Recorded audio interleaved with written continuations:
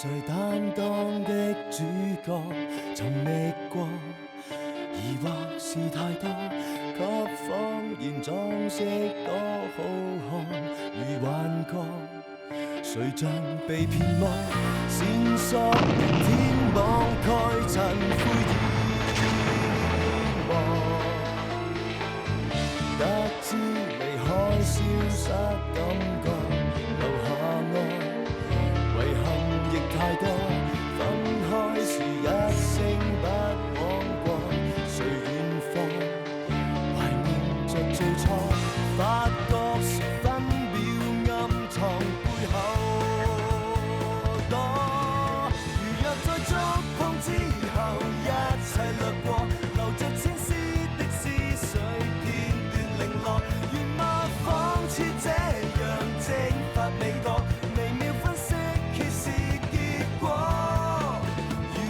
出錯之後，清理罪過，留下足跡給追溯，記錄量度。無論一再怎樣遮蓋視覺，逃避不出鑑定結果，沒錯。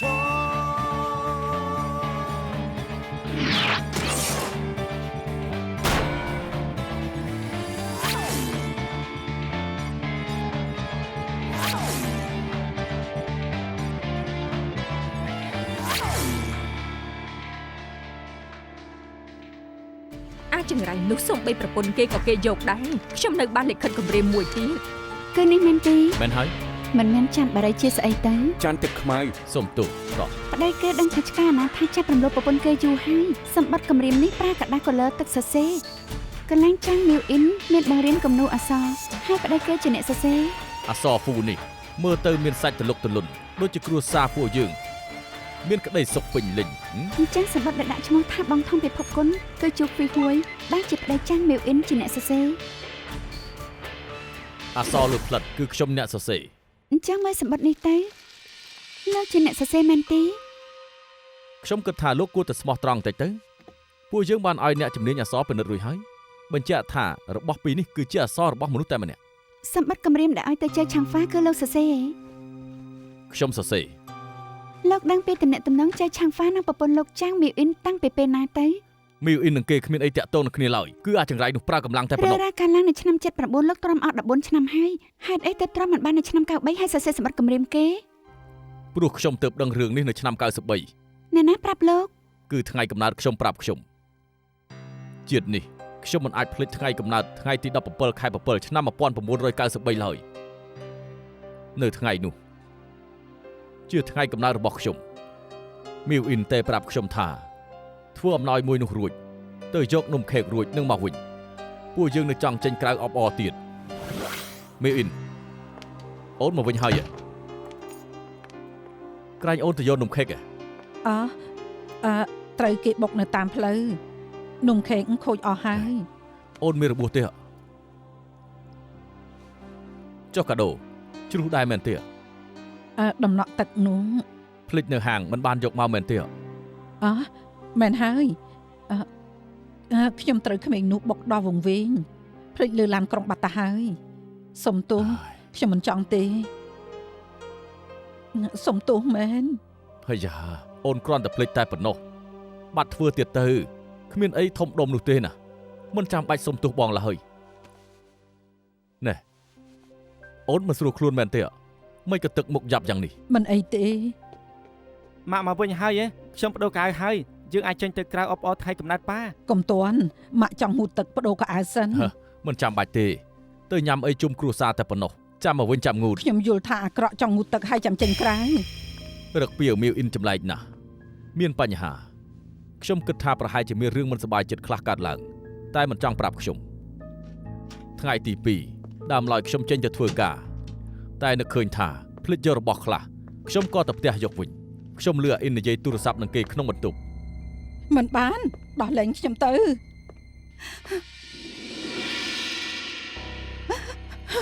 ស្រីមានគ្រប់កន្លែងឲ្យទៅលុយទៅបានហើយជុំមករកខ្ញុំទៀតទៅ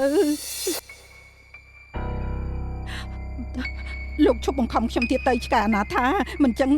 ខ្ញុំនឹងប្តឹងប៉ូលីសថាលោករំលោភខ្ញុំ កុំអីកុំធ្វើបាបប្តីនឹងកូនខ្ញុំនឹងស្ដាប់តាមលោកគ្រប់យ៉ាង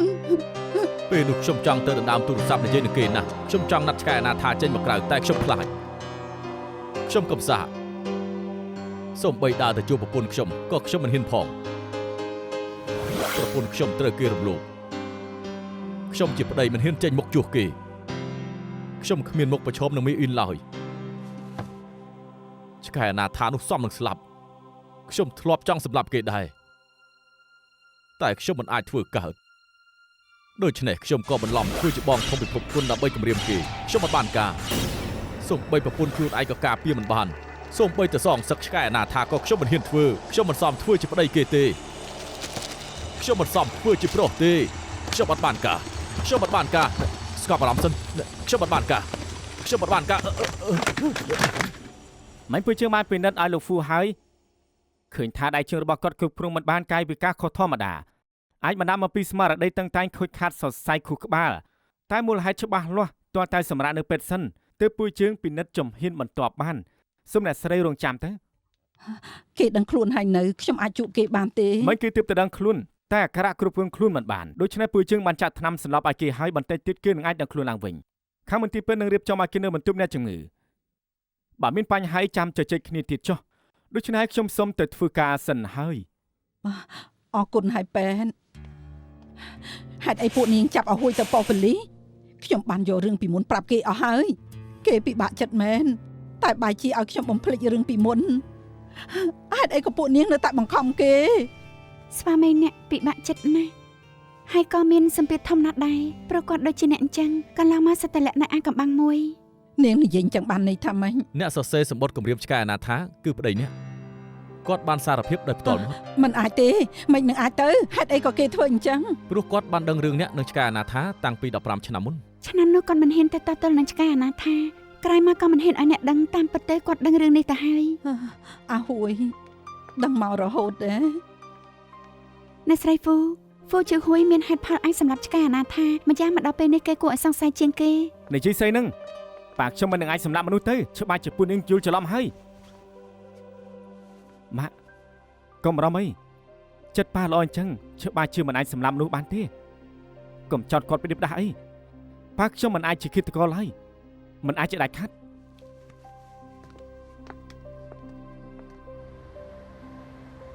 ខ្ញុំចិត្តទៅហើយមើលឯកសារបន្តិចទៀតបងអង្គុយទៅមិនអីទេព្រោះកក់កន្លែងម៉ោង7ឯណោះសល់ពេលច្រើនទៀតណែមើលកុំព្យូទ័រយូរពេកមិនល្អចំពោះភ្នែកទេណាក្នុងពេលកន្លះម៉ោងអូនត្រូវសម្រាក30វិនាទីរួចមើលរបស់នៅចម្ងាយ6ម៉ែត្រយកល្អមើលពណ៌បៃតងទៅដឹងហើយព្រានឯកសារឲ្យអាកាំងរួចទៅបានហើយព្រានឯកសារអីឲ្យអាកាំងទៅអាកាំងស្រាប់តែចង់រៀនបដាល់ចង់ឲ្យរៀនកាយមាំមួនអាកាំងរៀនបដាល់ពិតឬคล้ายៗនឹងខ្ញុំចូលអ៊ីនធឺណិតរកឯកសារឲ្យគេនៅហុងកុងមានកន្លែងបដាល់ច្រើនមានកន្លែងខ្លះចង់រកសិស្សក៏យកឃ្លីបបដាល់ដាក់ចូលក្នុងអ៊ីនធឺណិត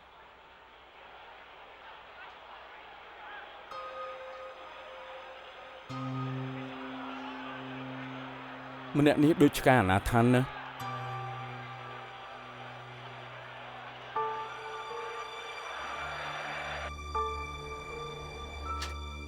បញ្ញាប់ហៅពួកជើងមកមានកាយទៅមកនេះមកមានឃ្លីបមួយចង់ស្រាវជ្រាវនឹងពួកឯងបន្តិចហុងកុងមានកន្លែងបដាល់ច្រើនហើយតែងតែយកឃ្លីបប្រកួតដាក់ចូលក្នុងអ៊ីនធឺណិតការប្រកួតលើកមុនក៏ដាក់ចូលដែរមើលឃ្លីបនេះទៅ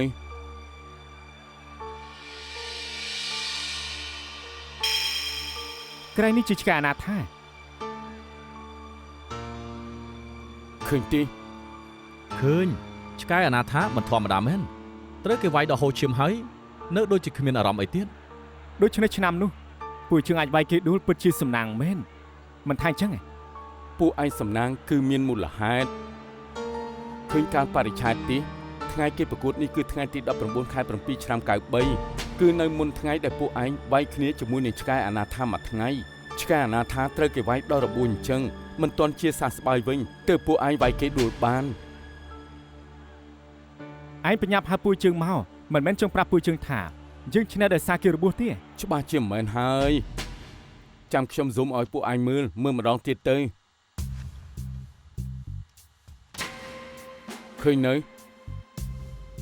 អញ្ចឹងទេគេខ្ជាក់ឈាមចេញមក តែក្រៅពីឈាមដូចជាមានអីផ្សេងទៀត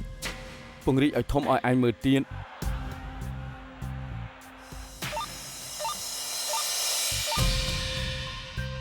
គឺធ្មេញអញ្ចឹងមានបញ្ហាហើយថ្ងៃទី19ត្រូវគេវាយបាក់ធ្មេញមួយគ្រាប់តាមខ្ញុំប៉ាន់ស្មានថ្ងៃទី20គេមានបញ្ហាក្នុងពេលតែមួយយំគេមិននឹងអាចដាក់ធ្មេញបានទេ តែធ្មេញ48គ្រាប់ដែលរកឃើញនោះគឺសុទ្ធតែជាការពិតអត់ខ្លាំងខ្លាយទេ បានន័យថាធ្មេញទាំងនោះច្បាស់ជាមានមួយគ្រាប់មិនមែនជាធ្មេញរបស់ឆ្កែអនាថាប្រកាសចិត្តថាធ្មេញមួយគ្រាប់ក្នុងនេះមិនជារបស់អ្នកស្លាប់ទេ ពួកយើងបានទៅអង្គភាពប្រដាល់នោះបើកំណត់ត្រាស់ចាស់មើលហើយខាងលើសរសេរច្បាស់ថាទឹកទី2ឆ្កែអនាថាត្រូវគេវាយខ្លាំងណាស់ដល់តែបាក់ធ្មេញមួយគ្រាប់ ថ្ងៃទី2គេជួបគ្រោះថ្នាក់គ្មានពេលទៅដាក់ធ្មេញវិញទេ ធ្មេញ28គ្រាប់រកឃើញគឺសុទ្ធតែជាការពិតគ្មានខ្លាំងខ្លាយទេលោកមានវិធីតែធ្មេញមួយណាដែលខុសដែរទេ ប្រហែលកន្លែងឆ្អឹងចាញ់ធ្មេញបាក់នោះក្នុងនោះមានធ្មេញមួយប្រហែលមិនរបស់អ្នកស្លាប់បើចង់ដឹងថាទីតាំងនោះត្រូវឬអត់ពួកយើងត្រូវយកធ្មេញទៅដាក់ក្នុងកៅអុំមាត់វិញហើយពួកយើងត្រូវមើលថាទីតាំងខាំធ្មេញលើនឹងក្រោមត្រូវគ្នាឬអត់ អាចបន្សាងទុកធ្មេញមួយគ្រាប់នៅកន្លែងកប់សាកសពម្នាក់នេះបានមិនមែនឃាតករក៏ជាអ្នកជួលឃាតករដែរ អ្នកដែលពួកនេះចង់រកប្រហែលជានៅត្រង់នេះធ្មេញមួយគ្រាប់នេះប្រហែលជារបស់អ្នកស្លាប់ ឲ្យតែយក DNA សរសៃធ្មេញទៅប្រៀបធៀបនឹងអ្នកស្លាប់នឹងដឹងលទ្ធផលថាមែនឬមិនមែនហើយ ដើមឡើយធ្មេញមួយនេះគឺរឹងមាំណាស់ក្នុងកម្ដៅ 1200 អង្សាត្រូវដុតពេល6ម៉ោងទើបចាប់ផ្ដើមរលាយតែធ្មេញមួយគ្រាប់ដែលកប់ក្នុងដីជាង10ឆ្នាំសរសៃខាងក្នុងអាចនឹងបាត់បង់អស់ហើយ ទោះជាគ្មាន DNA សរសៃធ្មេញក៏នៅមានវិធីម្យ៉ាងទៀតដែរមែនទេ មែនហើយបើចង់យក DNA ធ្មេញដែលគ្មានសរសៃត្រូវប្រើអាស៊ូតរាវដាក់ធ្មេញទៅបង្កកធ្វើឲ្យធ្មេញប្រែទៅជាទន់រួចអាចយកបំណែកធ្មេញទៅរំលាយបានហើយពេលដែលបំណែកធ្មេញរលាយអស់ DNA នឹងរលាយក្នុងអង្គធាតុរាវជាមួយគ្នា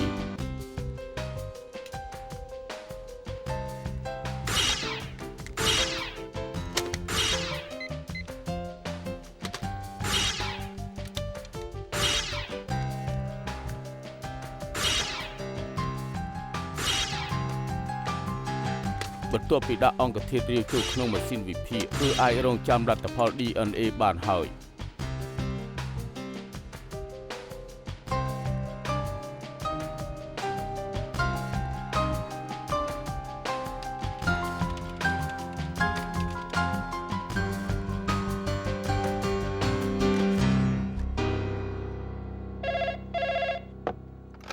អាឡូ អាឡូម៉ាដាម DNA ធៀមតូចចេញមកហើយក្រោយប្រៀបធៀបជាមួយ DNA ឆាងហ្វាឃើញថាពួកយើងទាយត្រូវធ្មេញមួយគ្រាប់នោះមិនមែនជារបស់អ្នកស្លាប់ចៅឆាងហ្វាទេរបាយការណ៍កំពុងតែផ្ញើឲ្យនាង ខ្ញុំនឹងតែមើលនៅឃ្លាំង DNA ថាមានកំណត់ត្រាដែលត្រូវគ្នាឬក៏អត់ ក្នុងរបាយការណ៍នៅមានតម្រុយសំខាន់មួយទៀតគឺជនសង្ស័យនឹងអ្នកស្លាប់មានទំនាក់ទំនងមិនធម្មតាមួយរវាងគេទាំងពីរនាក់ គឺអ្វីតែ ខ្ញុំបានប្រៀបធៀប DNA អ្នកស្លាប់នឹងជនសង្ស័យឃើញថាមានទំនាក់ទំនងឪពុកកូនបានន័យថាម្នាក់នេះបើមិនមែនឪពុកស្លាប់ទេគឺជាកូនប្រុសបង្កើតគេបើយោងតាម DNA ចង់សើពីគេមានមនុស្សម្នាក់គួរតែដឹងច្បាស់នាងនៅជាមួយឆ្កែអនាថាច្រើនឆ្នាំយ៉ាងនេះគួរតែធ្លាប់ជួបឪពុកគេទំនាក់ទំនងពួកគេល្អទេ ពួកនាងថាទៅច្រើនឆ្នាំមុននេះខ្ញុំជួបប៉ាគេបានតែម្ដងពីរដងនៅពេលបុណ្យទាននិយាយជាមួយគាត់មិនដល់10ម៉ាត់ផងឪពុកកូនគេគ្មានអីដូចគ្នាឡើយតែចរិតអាក្រក់ដូចគ្នានិយាយមិនត្រូវនឹងគេក៏លើកដៃវាយគេប៉ាគេឆ្លោះគ្នានឹងគេព្រោះតែលុយចម្ពាក់ម៉ាជាងប្រមាណ100ហើយត្រូវគេវាយស្លាប់ទាំងរស់ ស្លាប់ហើយតាំងពីពេលណាទៅ ឆ្នាំ93ឆ្នាំខ្ញុំរលូតកូន អ នោះ ញ្ចឹងមុនឬក្រោយឆ្កែអនាថាស្លាប់ទៅ មុនពេលនោះនៅចូលឆ្នាំទៀតខ្ញុំនៅថាចូលឆ្នាំបែរជាត្រូវធ្វើបុណ្យសពហើយថានៅឆ្នាំនោះច្បាស់ជាសយហើយ ចុះនាងនឹងឆ្កែអនាថាមានកូនទេ លោកប៉ូលីសខ្ញុំប្រាប់ឲ្យថាមានកូនតែត្រូវគេវាយដល់រលូតកូនវិញក្រោយមកគេក៏បាត់ខ្លួនខ្ញុំមិននឹងអាចមានកូនជាមួយគេទៀតទៅសំណាងឲ្យតែគេគ្មានកូនបើកើតចេញមកដូចគេនឹងវីវហើយ លើកមុននាងថាមិត្តភក្តិនាងឈ្មោះហឺយ៉ុងស៊ឺនិងប្អូនជីដូនមួយនាងឈ្មោះចាងជាមិញមានទំនាក់ទំនងនឹងឆ្កែអនាថានាងដឹងថាពួកគេមានកូនដែរអត់ ខ្ញុំមិនអាចឃើញអេនមានផ្ទៃពោះទេមិនយូរប្រហែលគេក៏ស្គាល់នឹងកូនចៅចិនម្នាក់រួចទៅនៅអាមេរិកហើយឯប្អូនជីដូនមួយខ្ញុំវិញមានកូនស្រីម្នាក់ឆ្នាំនេះ5ឆ្នាំជាកូនរបស់គេនឹងប្តីបច្ចុប្បន្នខ្ញុំដឹងតែប៉ុណ្្នឹងឯងអាមនុស្សចង្រៃនេះនៅខាងក្រៅធ្វើតែផ្ដេសផ្ដាសមានបង្កើតកូនផ្សេងឬអត់ខ្ញុំមិនដឹងទេតែបើគិតទៅគេថោកទាបអញ្ចឹងមិននឹងអាចមានកូនប្រុសជូនដំណើរទៅត្រូវឲ្យលោកសួរពីប៉ាគេផងសួរថាគេមានកូនប្រុសឬអត់ផងវាពាក់ព័ន្ធអីនឹងការស្លាប់ទៅ រឿងទាំងនេះនាងមិនចាំបាច់ដឹងទេគ្រាន់តែប្រាប់ការពិតទៅបានហើយ បើនាងមិនប្រកាន់ទេពួកខ្ញុំចង់យក DNA របស់នាងដើម្បីយកទៅពិនិត្យ យកតាមចិនព្រោះខ្ញុំមិនបានល្មើសច្បាប់បើទាលុយពីខ្ញុំទៅខ្ញុំពិចារណា ពួកជើងបានពិនិត្យល្អិតល្អន់ឲ្យលោកហ្វូជឿហួយហើយឃើញថាគេមានជំងឺមួយឈ្មោះថា Fanti Thongkhora ដែលហៅឈ្មោះថា ND ជំងឺនេះគឺជាជំងឺដំណពូជមួយវាបណ្ដាលឲ្យខួរក្បាលអន់ថយធម្មតាកើតពីអាយុ40ទៅ50ឆ្នាំឆ្នាំនេះប្តីអ្នកគឺអាយុ53ឆ្នាំព្រោះតែកោសិកាខួរក្បាលថយចុះវាប៉ះពាល់ដល់សរសៃនៃការគ្រប់គ្រងលើចលនាអ្នកជំងឺអាចនឹងបាត់បង់ការគ្រប់គ្រងដៃជើងបន្តិចម្ដងចុងក្រោយមិនថាការគិតអារម្មណ៍ការចងចាំនិងប្រាជ្ញានឹងប្រែជាអាក្រក់រួចហើយមិនអាចមើលថែខ្លួនឯងបានជំងឺនេះប្រែជាអាក្រក់ជារឿយៗពេលវេលាអាចប្រមាណអាទិត្យប្រមាណខែអាចពី1ឆ្នាំដល់2ឆ្នាំឬក៏អាច5ឆ្នាំឬក៏ដល់20ឆ្នាំហើយអាចឆ្លងរហូតដល់ស្លាប់បានដូច្នេះហើយអ្នកទាំងពីរគួរតែមើលថែគេឲ្យបានល្អដើម្បីជាការទប់ទល់ជាមួយនឹងជំងឺនេះពីព្រោះថាជំងឺនេះគ្មានថ្នាំព្យាបាលនោះទេណាហើយធ្វើចិត្តបណ្ដាទៅមានតែប៉ុណ្ណឹងកុំចឹងឯម៉ាក់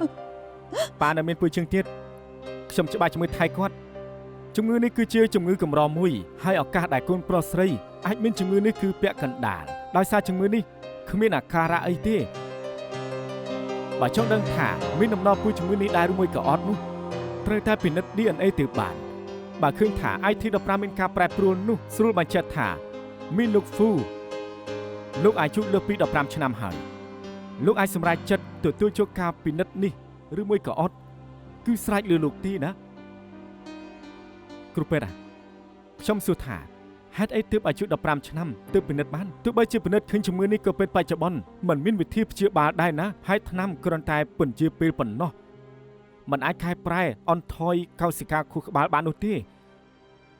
មានអ្នកផ្ទះខ្លះព្រោះតែមិនចង់រែកអំរែកធំនេះដូច្នេះហើយក៏រើសមិនពិនិត្យមិនដឹងរស់នៅដោយសុបាយចិត្តរហូតដល់កើតអាការៈទៅប្រឈមនៅថ្ងៃមុខអញ្ចឹងចុះណាពួកលោកទៅពិភាក្សាគ្នាសិនទៅរួចហើយពួកលោកចាំមកសម្រេចតាមក្រោយថាគួរពិនិត្យឬមួយក៏អត់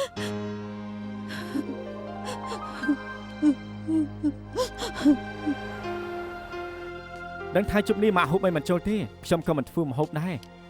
ដាំតែបបរយកទៅឲ្យប៉ានៅពេទ្យចាំពេលដល់ពេលជើងមកវិញចាំហូបអីតិចតួចទៅគឺបានហើយណាមិនអីទេរឿងក្នុងផ្ទះបាយចាំម៉ាក់ធ្វើប៉ាមានរឿងអ្នកដែលពិបាកជាងគឺម៉ាក់គួរតែសម្រាប់បានច្រើនទៅរឿងផ្សេងចាំខ្ញុំចាត់ចែងប៉ាឯងមិនទាន់ដឹងពីជំងឺនេះបន្តិចទៀតទៅពេទ្យម៉ាក់មិនដឹងថាប្រាប់គេថាម៉េច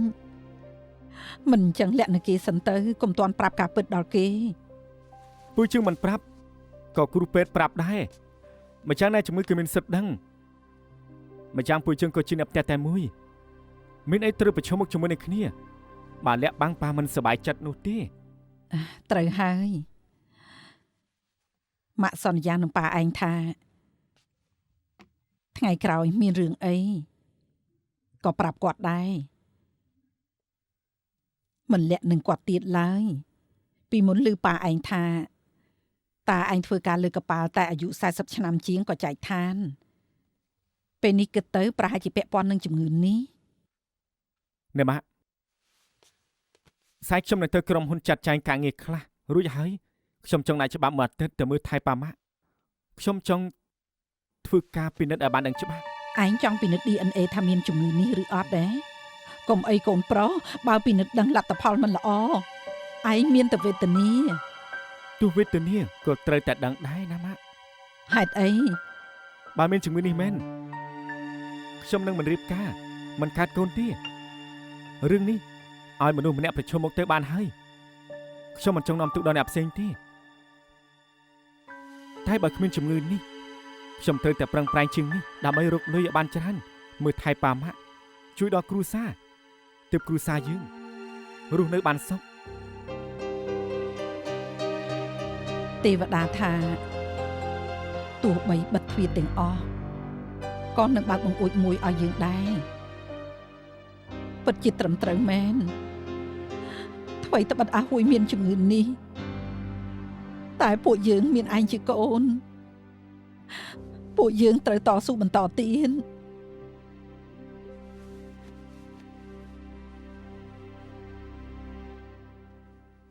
ខ្ញុំបាននិយាយទូរស័ព្ទនឹងហឺយ៉ុងស៊ឺនៅអាមេរិក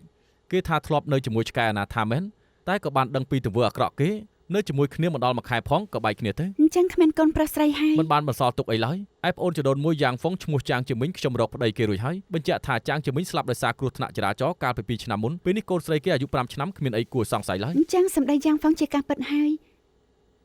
ឆ្កែអាណាថាវាយប្រពន្ធឲ្យរលូតកូនរួចក៏គ្រោះថ្នាក់ហើយយ៉ងស៊ីមិនបានបន្សល់អីឲ្យគេឡើយ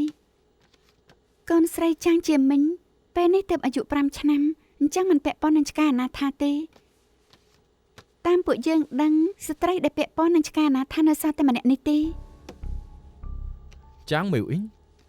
គេស្អប់ឆ្កែអាណាថាដល់ម្លឹងមិននឹងអាចកើតកូនជាមួយគេទៅ បើឯងចង់ឲ្យវាកាត់ឡើងមិនមែនជារឿងចៃដន្យទេអ្នកត្រូវគេរំលោភកាលពី29ឆ្នាំមុនពេលនេះកូនប្រុសអាយុប្រហែលទៅ កុំឲ្យអាជីមានរឿងអីឲ្យសោះខ្ញុំមិនចង់ឃើញគេដូចអាហួយទេឲ្យតែអាជីមិនអីទោះពិបាកប៉ុណ្ណាក៏ខ្ញុំព្រមដែរមិនរអ៊ូដាច់ខាន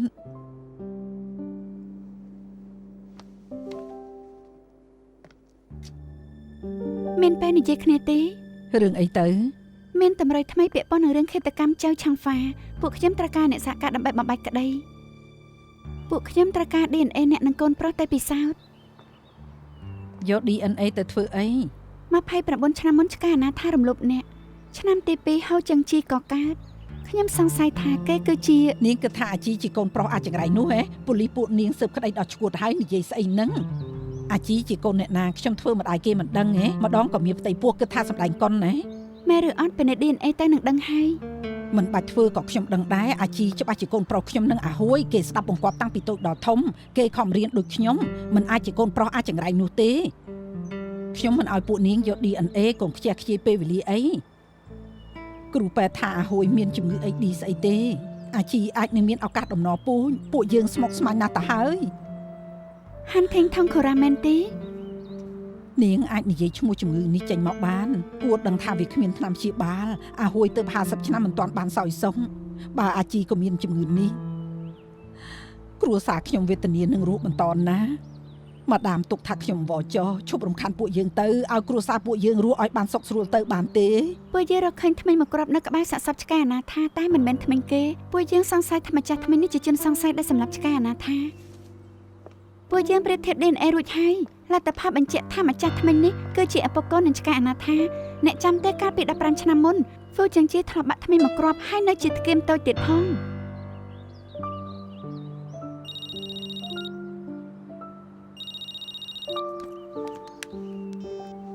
អាឡូ អ្នកម៉ាក់មកអ្នកណាទេ អាជី ពេលហៅខ្ញុំចូលមកមើលលទ្ធផលហើយ លទ្ធផលយ៉ាងម៉េចដែរ ខ្ញុំមិនអីទេជំងឺនេះគឺមិនឆ្លងដល់ខ្ញុំឡើយខ្ញុំសុខភាពល្អណាស់ម៉ាក់ថ្ងៃក្រោយខ្ញុំអាចរៀបការកាត់កូនបានហើយខ្ញុំនឹងបង្កើតកូនប្រុស2នាក់ឲ្យកាត់តញ្ញូនឹងប៉ាម៉ាក់មើលថែប៉ាម៉ាក់ណា អរគុណព្រះឯងមិនអីល្អហើយ ពេលនេះខ្ញុំទៅមើលប៉ាហើយម៉ាក់មកមើលប៉ាតាមក្រោយមក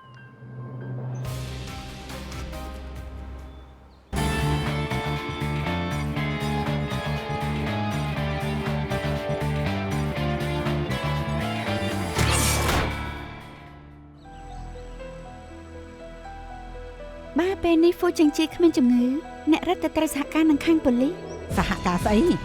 បែបថាឱកាសគឺពាក់កណ្ដាលអាជីមិនអីមានអីចម្លែកគឺពួកនាងទីខុសក្រោយអាជីបដូរថ្មិញទឹកដោះហើយមិនដែលបាក់ថ្មិញទេសូម្បីបុកខូចខាតក៏គ្មានថ្មិញគេនៅក្រុមគេតកូលហ្វូគេជាកូនប្រុសខ្ញុំនឹងហ្វូជឿហួយមិនមែនកូនប្រុសអាចចង្រៃនោះ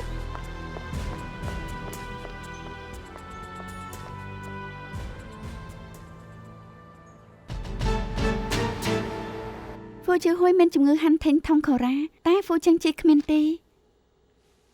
ខ្ញុំដឹងថានាងកំពុងតែគិតអីតែចាំងមេអ៊ីននិយាយត្រូវទោះបីជាហ្វូចឹងជីគ្មានជំងឺនេះមែនតែមិនបានន័យថាគេមិនមែនជាកូនប្រុសហ្វូជឺហួយទេគ្រប់គ្នាសុទ្ធតែដឹងថាជំងឺនេះគឺមានឱកាសដំណពូជ 50% តែគេគ្មានជំងឺនេះបានន័យថាឱកាសដែលគេជាកូនប្រុសឆ្កែអាណាថាក៏ 50% ដែរបូកថែមចាំងមីវអ៊ីនថាក្រោយគេបដូរថ្មិញទឹកដោះមិនដែលបាក់ថ្មិញទៀតនោះទេខ្ញុំយល់ថាគេនិយាយកុហកឱកាសពួកយើងធំជាងបន្តិច តែពួកយើងត្រូវការផតតាំងដែលមាន 100% បាទថ្មិញមកគ្រាប់កាលពី15ឆ្នាំមុននោះជាថ្មិញហ្វូចឹងជីមែនអញ្ចឹងពេលនេះគេខ្វះថ្មិញមកគ្រាប់ហើយចាំងមីអ៊ីនស្រឡាញ់គេយ៉ាងនេះគ្មានហេតុផលមកដាក់ថ្មិញឲ្យគេទេស ស្ដាយណាស់ប្រវត្តិនៃជំងឺពេទ្យធ្មេញទុកតែ10ឆ្នាំតែប៉ុណ្ណោះ បើអាចរកឃើញឯកសារថ្មីរបស់គេកាលពី15ឆ្នាំមុនគឺពិតជាល្អណាស់តែបើសិនជារកមិនឃើញទេឲ្យតែប្រហែលឆ្នាំនេះគេមានទៅរកពេទ្យថតអ៊ីស្រេនឹងបានដឹងថាថ្មីមួយណាគឺខ្លាំងខ្លាយដល់ពេលនេះយកឯកសារឲ្យដុកទ័រលៀងប្រៀបធៀបមើលពីភាពសឹករិលទីតាំងនៃធ្គាមតូចនោះនឹងអាចដឹងថាថ្មីក្បែរធ្គាមឆ្កែអនាថានោះគឺជារបស់គេឬអត់ ខ្ញុំមិនជឿថាជាង20ឆ្នាំនេះគេមិនទៅពេទ្យធ្មេញទេពួកខ្ញុំបានស៊ើបនៅពេទ្យធ្មេញរដ្ឋនឹងឯកជនហើយគ្មានកំណត់ត្រាដាក់ធ្មេញរបស់ហ្វូចឹងជីទេតែស៊ើបដឹងថា5ឆ្នាំមុននេះគេធ្លាប់ដាក់ធ្មេញតលនិងថតអ៊ីស្រេនៅខាងពេទ្យរដ្ឋគេពិតជាបាត់ធ្គាមតលខាងក្រោមឆ្វេងមួយមែនក្រោយមកដាំទៅវិញតែវាជាធ្មេញដែលរកឃើញក្បែរក្រុងឆ្អឹងចៅឆាំងហ្វាឬអត់ត្រូវរំខានដុកទ័រលៀងប្រៀបធៀបហើយ ថ្មីផ្សេងគឺសុទ្ធតែគ្មានប៉ះមើលទៅហ្វូចឹងជាគិតពីសុខភាពមកថ្មីណាស់តែបែរជាបាត់ធ្គាមតូចមួយភាគរយដែលគេជាកូនប្រុសឆ្កែអនាថាគឺកាន់តែខ្ពស់ លទ្ធផលត្រូវការពេលយូរប៉ុណ្ណា ខ្ញុំស្កេនធ្គាមតូចនៅក្នុងកុំព្យូទ័រហើយចុចបន្តិចនឹងអាចមើលបាន ចាច់ទេ មែនហើយមិនដល់3នាទីទេ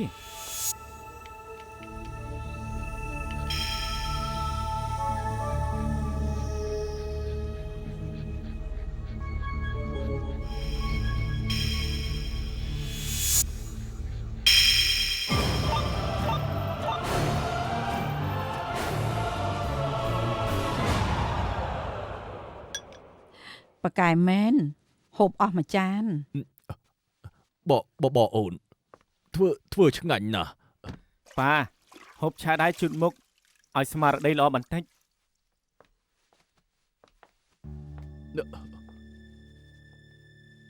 ខ្ញុំជូតឲ្យប៉ាជូតរួចហើយទៅលេងអុកឡទេប៉ាដឹងថាខ្ញុំលំដាប់ណាស់ហើយប៉ាត្រូវតឲ្យខ្ញុំ តឲ្យឯងក៏ប៉ាអាចឈ្នះបានដែរ ប៉ាប្រកែអ៊ុតអញ្ចឹងតាំងពីពេលណាអញ្ចឹងចុះថ្ងៃក្រោយដុតថ្មិញលុបមុខជូតខ្លួនទុកឲ្យខ្ញុំធ្វើប៉ានិយាយជឿចាក់ដល់ម្លឹងតែទៀតខ្ញុំនឹងឲ្យប៉ាចាញ់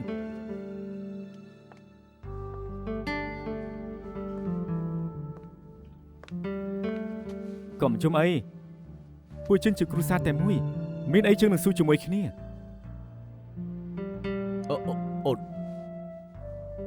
អូនសម្លាញ់កុំយំ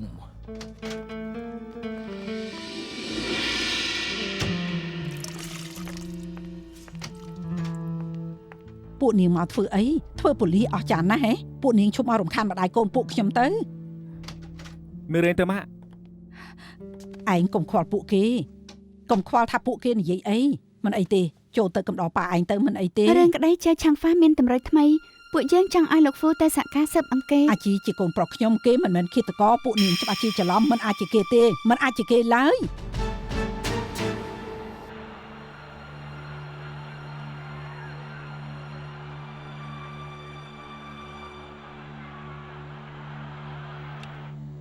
វាជាថ្ងៃមុនចៅឆាំងហ្វាការរឿងមួយថ្ងៃគឺនៅថ្ងៃ19ខែ7ឆ្នាំ93ជាឃ្លីបដែលគេប្រកួតប្រដាល់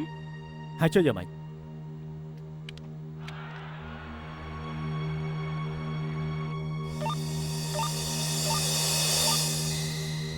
ពេលប៉ូលីសរកឃើញក្រុងឆ្អឹងរបស់ចៅឆាងហ្វាក៏រកឃើញធ្មេញមនុស្សពេញវ័យ28គ្រាប់ដែរតែមិញនេះឯងឃើញហើយថាមុនកើតរឿងមួយយប់ចៅឆាងហ្វាត្រូវគេវាយដល់បាក់ធ្មេញបានន័យថាក្នុងធ្មេញ28គ្រាប់នេះមានមួយគ្រាប់មិនមែនជារបស់អ្នកស្លាប់ ពួកជាមានកំណត់ត្រាថ្មិញឯងរួចបានប្រៀបធៀប DNA នឹងថ្មិញមួយគ្រាប់នោះលទ្ធផលបញ្ជាក់ថាថ្មិញធ្គាមតូចនោះមិនមែនជារបស់អ្នកស្លាប់ទេគឺជារបស់ឯង បានន័យថាឯងធ្លាប់លេចមុខនៅកន្លែងកាត់ហេតុហើយឯងជាអ្នកប៉ះពាល់នឹងកប់អ្នកស្លាប់ចុងក្រោយគេចៅឆាំងហ្វាគឺឯងសម្លាប់ មែនអាចង្រៃនោះគឺខ្ញុំសម្លាប់មនុស្សចង្រៃចឹងស្លាប់គ្មានន័យស្ដាយទេ ពេលនោះឯងអាយុត្រឹម13ឆ្នាំក្មេងអាយុ13ឆ្នាំម្នាក់ហេតុអីក៏សម្លាប់មនុស្ស ព្រោះគេធ្វើបាបម៉ាក់ខ្ញុំត្រូវចេញមកជួយម៉ាក់ខ្ញុំលើកទី1ដែលខ្ញុំជួបអាចង្រៃនោះគឺក្រោយថ្ងៃខួបកំណើតប៉ាខ្ញុំទី2ខ្ញុំទៅសាលាយល់លទ្ធផលប្រឡងម៉ាក់ក៏មកទទួលខ្ញុំ នេះជាសាលាកូនខ្ញុំចង់បង្ខំឲ្យខ្ញុំស្លាប់ទើបស្ងប់ចិត្តដែរ បាត់មកទៅស្រីចង្រៃយប់នេះជើងទៅប្រដាល់មិនទំនេរទេពីថ្ងៃទៀតចុះពីថ្ងៃទៀតយើងនឹងមករកនាង ខ្ញុំមិនអាចធ្វើអីជាមួយលោកទៀតឡើយ ស្ដាប់ណាបើមិនចង់ឲ្យជើងយកខ្សែកនេះទៅឲ្យប្តីនឹងទេពីថ្ងៃទៀតជើងនឹងមករកនាងត្រូវតែចេញមកជួបជើង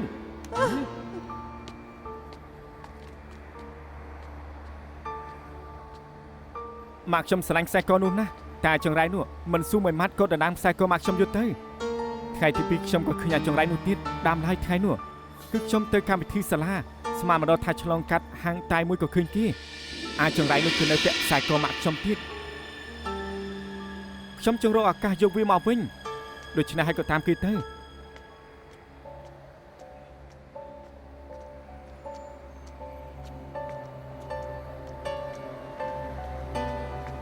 ខ្ញុំក៏តាមគេដល់អាងស្តុកទឹក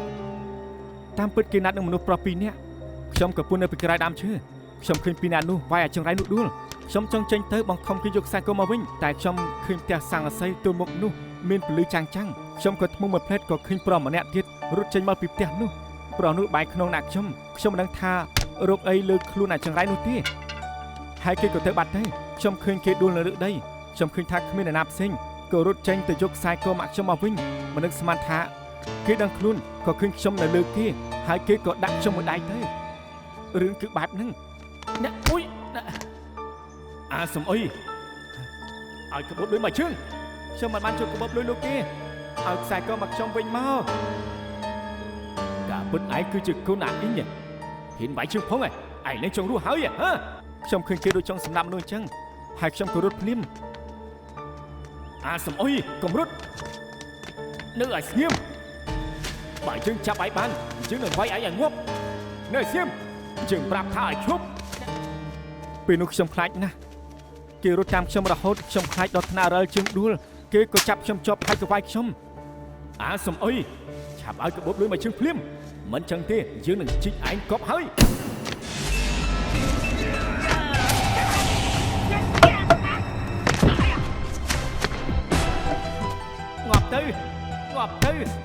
ងាប់ទៅវាយឯងឲ្យងាប់ឯងធ្វើបាបម៉ាក់ជើងងាប់ទៅអាចចង្រៃធ្វើបាបម៉ាក់ជើងហ៎ខ្ញុំមិនដឹងថាវាយគេយូរប៉ុណ្ណាទេខ្ញុំគ្រាន់តែយល់ថាអស់កម្លាំងក្រោយមកខ្ញុំក៏ជីករូងមួយហើយក៏គប់អាចចង្រៃនោះទៅខ្ញុំសម្លាប់អាចចង្រៃនោះមែនខ្ញុំគ្រាន់តែមិនចង់ឲ្យគេធ្វើបាបម៉ាក់ខ្ញុំ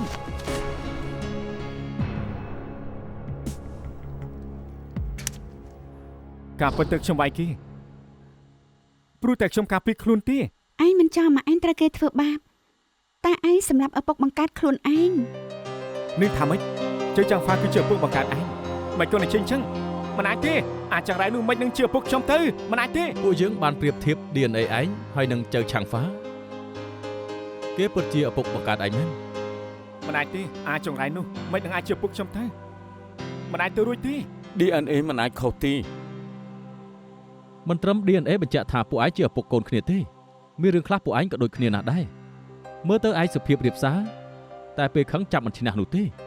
ក្មេងប្រុសអាយុ13ឆ្នាំម្នាក់អាចវាយមនុស្សចាស់អាយុ40ឆ្នាំម្នាក់ស្លាប់ឯងពិតជាសាហាវមែនទែនមិនខុសអីពីឪពុកឯងនោះទេ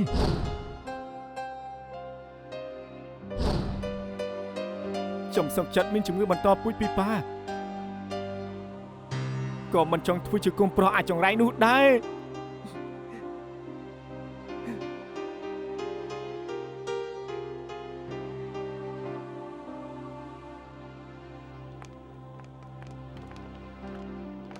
អាជី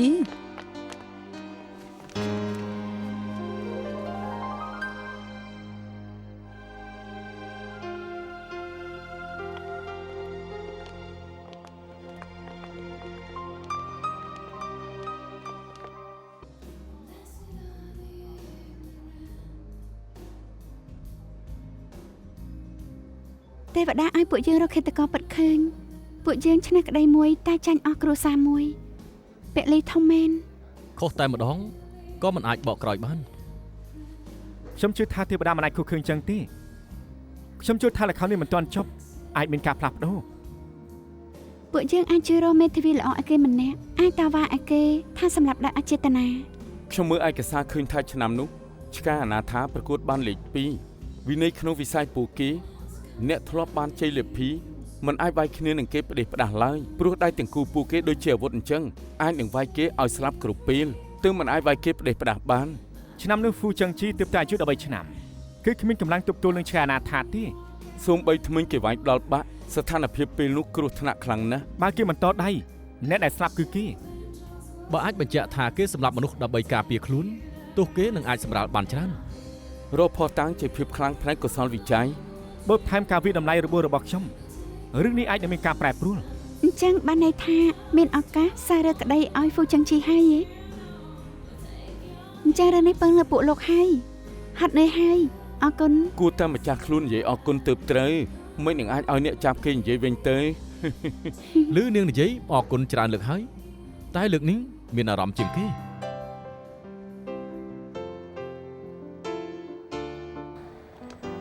ឯងញញឹមស្អី អូ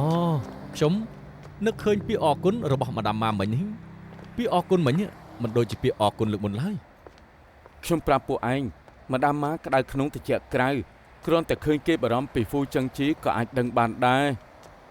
ស្គាល់គេដំបងបងជុលថាគេសោះក៏ក្រមែនទេតែស្គាល់យូរទៅជុលថាគេមានមនុស្សចេតនាធម្មតាព្រោះតែមានការគ្រប់គ្រងអារម្មណ៍គេខ្ពស់ទើបធ្វើឲ្យអ្នកផ្សេងមានការយល់ច្រឡំ ត្រូវដូច្នេះមិនថាមនុស្សឬបញ្ហាទេមិនអាចមើលតែសម្បកក្រៅត្រូវស្វែងយល់ឲ្យស៊ីជម្រៅចាំកាត់សាច់ក្តីត្រូវទី ស្ដាប់ទៅទឹកដមឯងនឹងម្ដាមម៉ាគឺស្តេងគ្នាណាខ្ញុំនិយាយជាការពិតណា មែនហើយ យ៉ាងម៉េចបងអូនចដូនមួយ បងចដូនមួយពួកបងទៅផឹកអីហ៎មកវិញបានហើយណែ ផឹករួចហើយកំពុងតែទៅយកឡានយ៉ាងម៉េច ហេយ៉ាពិតជាវាសនាមែនតាមពិនខ្ញុំមិនចង់រំខានបងទេតែពេលនេះបងនៅចិត្តហួជីអញ្ចឹងបងគួរតែទិញបង្អែមចូលមកហូបបានណា នៅចិត្តហួជីតើវាយ៉ាងម៉េចទៅញ៉ាំបង្អែមយប់អញ្ចឹងធាត់ខ្លាំងណាស់ តែម៉ាក់ថាចង់ហូប ហើយយ៉ាបើពិបាកកុំទិញអី ណែម៉ាក់ថាចង់ហូបណាតែប្រហែលចំហៀនតាមិនអាចថាទិញមិនកើតទេដឹង អញ្ចឹងបាន ខ្ញុំយកស៊ីមីលូម៉ាក់យកអាល់ម៉ុន Thank you បាយបាយ ណែពួកឯងទៅបង្អែមទៅខ្ញុំទៅយកឡានចាំពួកឯងនៅច្រកជុលទៅមុនហើយណា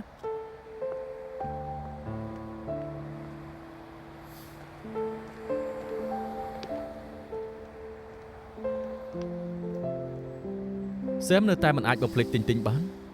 សូម្បីតែដើរកាត់ក៏មិនហ៊ានសុកចិត្តដើរវៀងផ្លូវ របួសជ្រៅអញ្ចឹងត្រូវឈឺមួយរយៈពេលទុកពេលឲ្យគេខ្លះទៅគង់តែជាទី មានតែអញ្ចឹងហើយគំនួចផ្លូវចិត្តអ្នកផ្សេងមិនអាចស្រ័យកើតទេត្រូវពឹងលើគេខ្លួនឯង ទៅទិញបង្អែមទៅ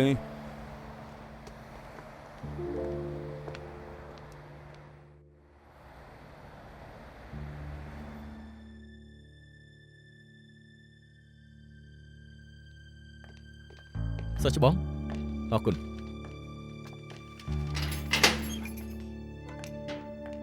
លោកហ្វូចឹងជីថ្នាក់លើអនុញ្ញាតឲ្យនាំលោកចេញទៅពិនិត្យ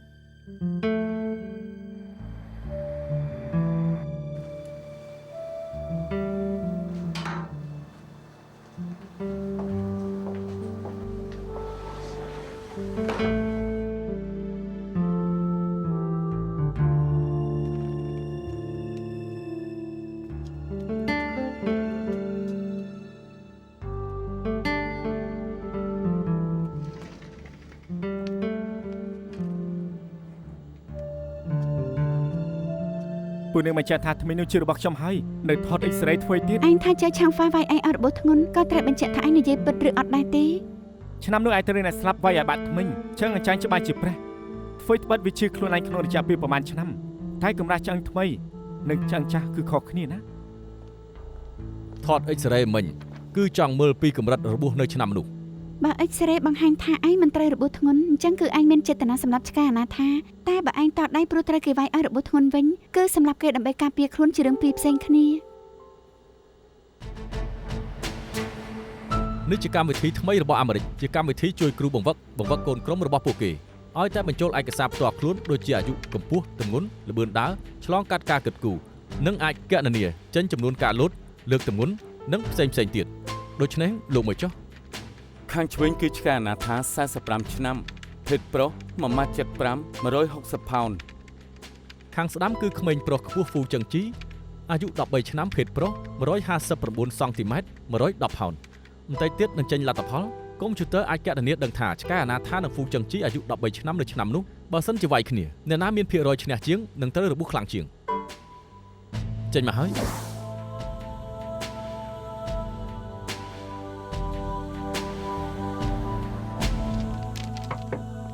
ម្ដាមម៉ា អឺហ៎មកទាំងអស់គ្នាហ៎